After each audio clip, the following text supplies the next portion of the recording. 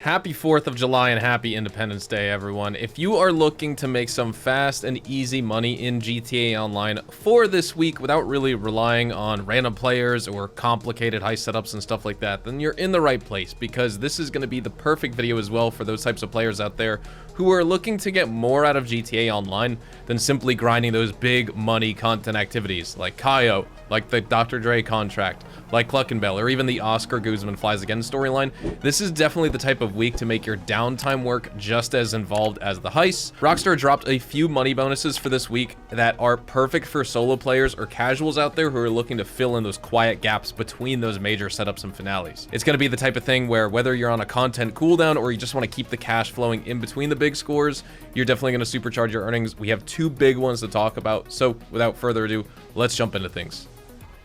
First things first, let's talk about our bonuses, briefly overview them, and then go through everything. So we have quadruple money, 4 times money in RP on all land races in the game this week, as well as triple money and RP on community series jobs and adversary modes. We're not really going to touch on those two in specific, but we need to talk about double money and RP on auto shop client jobs, which we'll get into after this. But first, let's talk about double money and RP on all tow truck services here in GTA Online. So with the tow truck services, that has to do with the salvage yard business that we are inside of right now. And the tow truck services and jobs are absolutely worth grinding this week if you own a salvage yard or just the optional tow truck that goes along with it.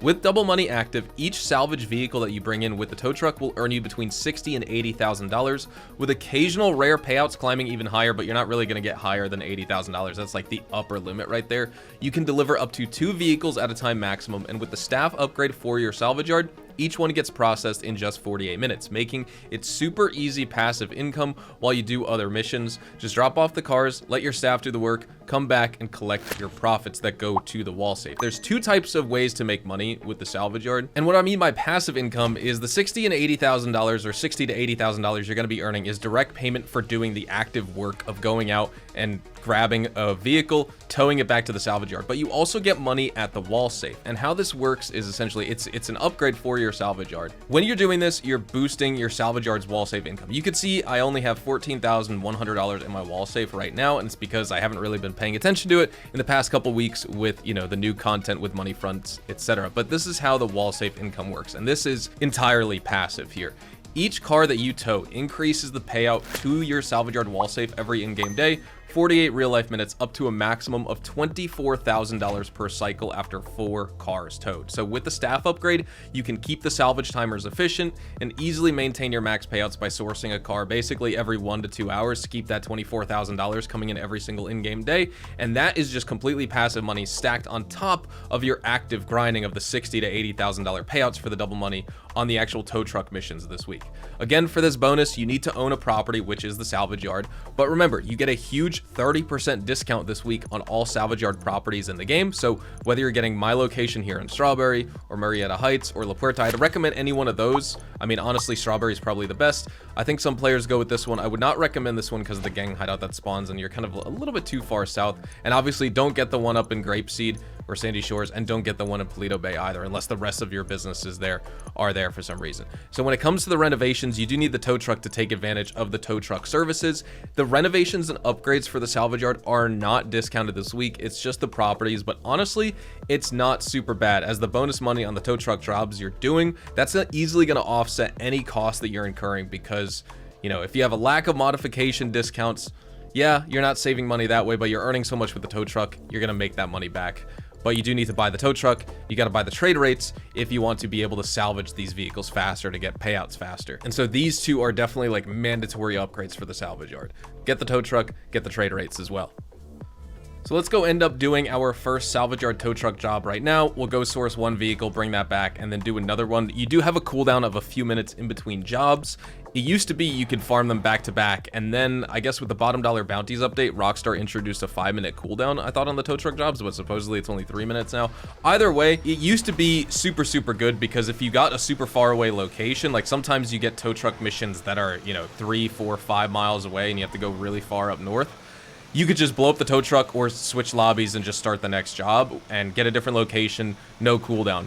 Now, you're either forced to deal with a small cooldown or be forced to deal with a super far away location, which is a little bit annoying. But this Emperor location that we're trying to tow this car for, it's not actually that far away. It's only another 0.70 miles. So let's just head on over there, grab that car, tow it back, and then we'll do another one.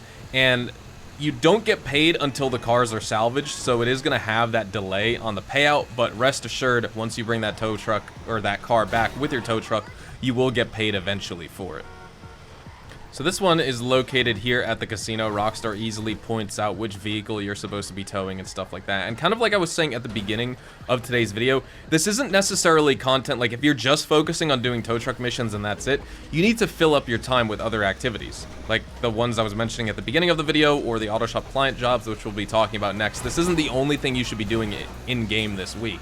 That's not why these bonuses are super good. This isn't supposed to be replacing any content, essentially, like any major stuff, whether you're doing the big heists or the Dr. Dre contract or Cluck and Bell or Oscar Guzman or, you know, the auto shop robberies or even the salvage yard robberies themselves with the claimable vehicles this week. This content with the tow trucks should not be substituting that. But when you have 5 minutes to spare and you're trying to figure out what to do before your next big activity, this should be an activity you as a player ought to be prioritizing here. Once you get close, sometimes you get the cops on you when you tow a vehicle back, sometimes not. But when you get close to your salvage yard, Jamal is going to call you, and just in about 2 minutes and 30 seconds here, we were able to bring this car back all the way to the salvage yard. We can now salvage it. Now, of course, we're going to be on a cooldown, but I will see you guys in just a moment when we could start up the next one. And there you go. Tow truck service, Albany Emperor recovered and delivered. The Emperor is being salvaged for parts. And now we just gotta wait for this to get broken down and salvaged. It is now time to begin our next tow truck job. So let's see where this Karen Rusty Rebel is located. 3 miles away, which is definitely on the farther end of where I want to go. I'm probably gonna go grab this one since I'm recording the video. Normally I don't want to go more than 2.5 miles, but since this one's just like up the highway, it's not terrible. The only thing is you do have to go over here to the power station. You have to get off the highway. Like, usually the furthest I go is the gas station. But I'll go up here for the sake of this video. So let's grab this Rusty Rebel. This isn't the best truck to move or the best vehicle in general, just because this one tends to bounce around a lot. And whether you lift up the rear or the front, you can't really get the wheels off the ground. So this thing is gonna like swing behind us as we drive back. But hopefully it's not gonna give us too much trouble. And now here's why I don't do these tow truck missions that take you super far away. This one, since I've been recording this whole time for the time lapse, it's taken us essentially almost 6 full minutes to do this one, which isn't like terrible. You're not wasting so much time on it, but you could definitely save time, I think, on some missions. I mean, this one you're kind of like forced to do, and that's why I don't like the mandatory cooldown. If you successfully did a tow truck mission, it makes sense that Rockstar added the cooldown, because they're trying to balance the amount of money you're earning per hour, whatever. Like, it's just something we'd have to deal with as players. They're the software developers, they make the decisions. I disagree with it, blah, blah, blah. We can cry about it all we want. That's the reality, is there's a cooldown on these now. But if you get a really poor location and you switch lobbies, or if you blow up the truck, since you didn't complete the mission, you shouldn't get a cooldown, to be honest, because you should still be able to kind of choose which location you get. Not choose because they don't give you the option, but you should be able to influence it, right? Like, a cooldown should only happen after a successful mission completion. It shouldn't happen just because you got a bad variant of a mission and then tried to skip it and do a different one, right? Like, does that make sense? I feel like that is a fair trade-off if we're gonna have cooldowns. Now here we go with the double money and RP review on the auto shop client jobs. These are not the tuner contracts. These are not the ones that are up here on the contract board. If only those were double money and double RP this week as well, that would be really nice. But sadly, that's not the case. They're still fun to play though, and I usually try and get one done every game session. The client jobs are the vehicles you deliver to clients from these vehicle bays. Basically, these jobs involve you customizing these vehicles. You can see right here, meet the client specifications because they tell you what they are on screen, and you deliver the vehicle to them. How it works is you get 3 different tiers of vehicles coming into your shop, and you also have the ability to purchase these if you want. I don't want to purchase either of these, so I'm just going to leave them here. But you get low tier, mid tier, and high tier vehicles. The delivery missions themselves range from less than a mile to sometimes occasionally over 3 miles, but you get the higher payment for a higher tier vehicle. So the profit structure is like a little bit deceiving because you have modification costs and all this type of stuff. But essentially with single money, you're making $20,000 for the low tier, $25,000 for the mid tier, and $30,000 for the top tier or high tier top range, whatever you want to call it. This week with double money, you're either making $40,000, $50,000, or $60,000 respectively, depending on the tier of vehicle that you're modifying and delivering. And so now, no matter what tier of vehicle you're delivering this week, you're making really good money here. And you also don't even need to deliver these vehicles yourself. You can have your staff do them. So let's just talk about this real fast. First, let's go to the in-game website, right? Let's showcase the auto shop because that is important for you to kind of see what your options are. Again, auto shops are not on discount this week, but they are still worth buying. And if you go to the renovations, all you need are, honestly, I guess, well, what is the extras? I don't know what the extra would be on here, but staff, you get the extra vehicle bay, etc. You could choose an extra modification bay. I think just one comes with the auto shop when you buy it. Now, when you go here, you get the option to purchase, like I was saying, but you can also hit right on the D-pad, or if you're on keyboard and mouse, you hit E and that key to modify the customer's vehicle. You get listed with, you know, you have to service it, you have to respray it. They give you the option of choosing the color. They tell you what to apply.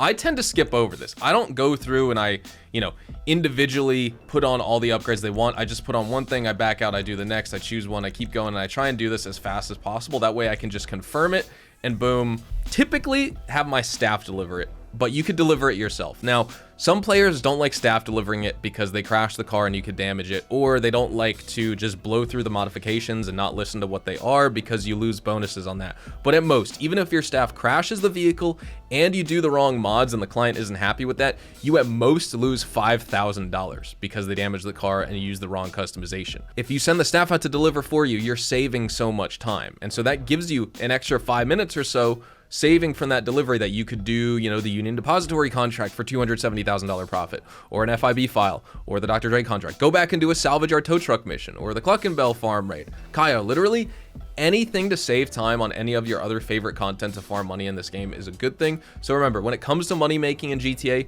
time is money. Trust the automation process that's presented to you here. I like to have staff go out and deliver it because I can earn more money doing something else rather than delivering a vehicle.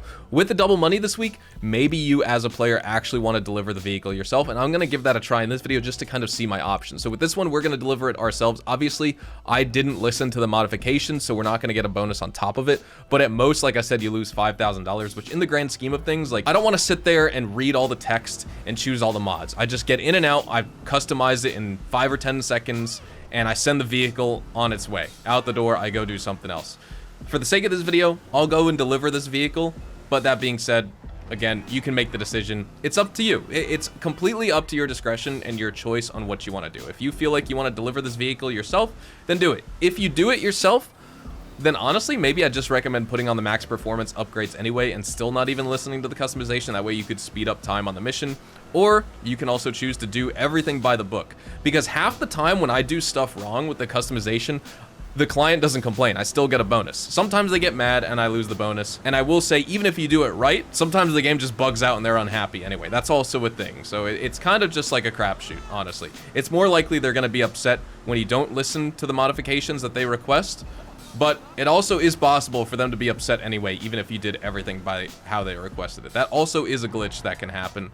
And it happens, you know, not super often, not to ruin the content activity, but it could still happen. So this took us a couple minutes here. We roll right up and we're getting a $40,000 payment. Of course, with a single money, this would have been $20,000 because this would have been a low tier vehicle. And it makes sense because that was a Weenie Dynasty. But there you go. Service cost $20,000, payment for delivery $20,000, $5,000 less of satisfaction because of course we didn't listen to the customization options. So I guess we do get $5,000 off the top, but still, I don't like to listen to that stuff. I mean, like I said, it's completely up to you depending on what you want to do as a player.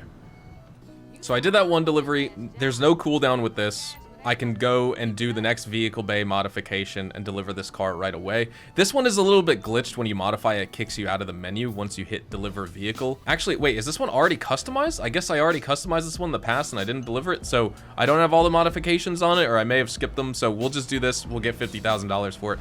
You'll notice, I don't know if it's just a PC thing, maybe it's on PlayStation 5 and Xbox Series X and S, but sometimes you deliver the first car and you send your staff out to do it, and then you try and modify the second vehicle. You'll notice that, like, you'll hit the option to service the vehicle, it'll kick you out, then you go back into the menu, hit all the customization options, hit accept, and then it'll kick you out again, and then you need to access the menu a third time just to hit deliver the vehicle or to have staff deliver for you.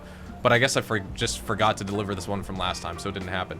Either way, you could do both vehicle deliveries back to back. You do have a cooldown after that, and it's not, it's not an exact time frame. It's not a science. It's just, it'll take anywhere from 30 minutes to 48 minutes, sometimes even an hour. It's sort of like the same thing like you would get with the bike at your motorcycle clubhouse that you get to, modify and deliver. That works in a similar way, albeit that pays you a flat $50,000 no matter what. This one, the vehicles can show up a little bit faster. I notice if you tend to hang around in your auto shop and do auto shop type content, the vehicles don't show up as often. If you're out doing other things for other businesses, the vehicles will appear more frequently. So $50,000 payment for delivery, our service cost for $35,000. We didn't listen to the client, so minus $2,500 on that, but we got a final payment of that 50 whatever thousand dollars it was. So what was it, 52,000? So not too bad right there. And again, obviously, players may have a problem with me saying have staff deliver it for you because they could crash, etc. And I totally understand, but in my opinion, I don't want to spend dollars just to save cents, if that makes sense. In the time that I'm delivering those vehicles, typically, I just want to move on to the next activity. If I have the option for staff to go out and source me cargo or deliver vehicles for me, I'm going to use that option, because then I can move on to the next activity. So in the case of that, I'm saving time. I don't want to spend unnecessary time just to edge out a couple thousand extra dollars for one job, especially when I could be making 3 to 4 times more doing something else in that same time period. We are going to be wrapping things up right here. So thank you guys so much for watching today's video. Make sure to drop a like if you guys enjoyed, and make sure to subscribe to the channel if you guys are new and you want to see more GTA Online content like this. Also, feel free to check me out over on Twitch, Twitter, and Instagram, specifically twitch.tv/hazardoushtv for daily GTA Online money grinding live streams. And of course, with that said as well, check out my YouTube shorts and TikToks for daily short form rapid fire tips, tricks, news, updates, leaks, tutorials, guides, and more. Hopefully you all have a great rest of your 4th of July and Independence Day, and I will see you guys in the next GTA Online video tomorrow. It's a big one, and I will see you guys then.